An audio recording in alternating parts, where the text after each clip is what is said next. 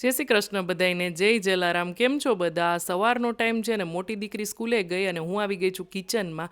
ઘણા દિવસથી પેન્ડિંગ કામ હતા, ગોળ પાપડી બનાવી હતી અને બીજા બે ત્રણ કામ જે થતા જ નહોતા આખા દિવસમાં. તો સૌથી પહેલાં છે ને ઘીમાં ઝીણો લોટ એડ કરીને ગોળ પાપડી બનાવવાની સ્ટાર્ટ કરી દીધી છે. ધીમા ધીમા તાપે છે ને આપણે એને 10થી 12 મિનિટ સુધી શેકવાનું છે, બદામી રંગનો ન થઈ જાય ને ત્યાં સુધી.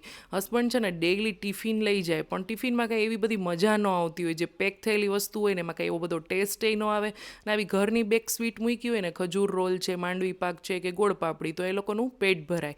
હવે ગેસની ફ્લેમ ઓફ કરી દીધી છે અને આપણે લોટને છે ને ચમચાથી ચલાવી અને ઠંડો સરસ કરી લેવાનો છે. ગરમ લોટ હોય ને ત્યારે ક્યારેય ગોળ એડ નહીં કરવાનો. દેશી ગોળ મેં લોટથી અડધો એડ કર્યો છે. બધું સારી રીતે મિક્સ કરી અને પ્લેટમાં પાથરી દેશું. પ્લેટને ઘીથી ગ્રીસ કરી લેવાની અને ઉપરથી બદામની કતરણ ભભરાવી દીધી છે. હવે મુખવાસ મારે બનાવો તો વરિયાળી લઈ લીધી છે, એમાં હળદર ને મીઠું એડ કરીને સીપ જેવું પાણી નાખીને બધું મિક્સ કરી દેશું. માઇક્રોવેવમાં છે ને 1 મિનિટ સુધી મૂકવાનો અને વચ્ચે વચ્ચે આવી રીતે ચલાવી લેવાનું. એવી રીતે આપણે 4 મિનિટ સુધી મૂકશું એટલે સરસ ક્રિસ્પી થઈ જશે. વરિયાળી અને તલ બને. વરિયાળીને છે ને ગેસ ઉપર શેકાતા બહુ જ વાર લાગે, એટલે હું બને ને ત્યાં સુધી આવી રીતે માઇક્રોવેવમાં જ શેકું છું.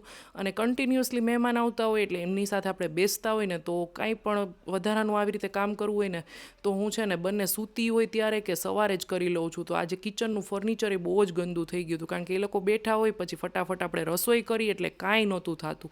અને જો અહીંયા મુખવાસ પણ બની ગયો છે અને મારી નાની દીકરીને જવાનો ટાઈમ પણ થઈ ગયો, તો એનો લંચ બોક્સ પેક કર્યો. હવે 11:30 આવે ને પછી કાંઈ કામ નથી થતું, એટલે હવે સવારનું કામ પતી ગયું આજે. આવજો.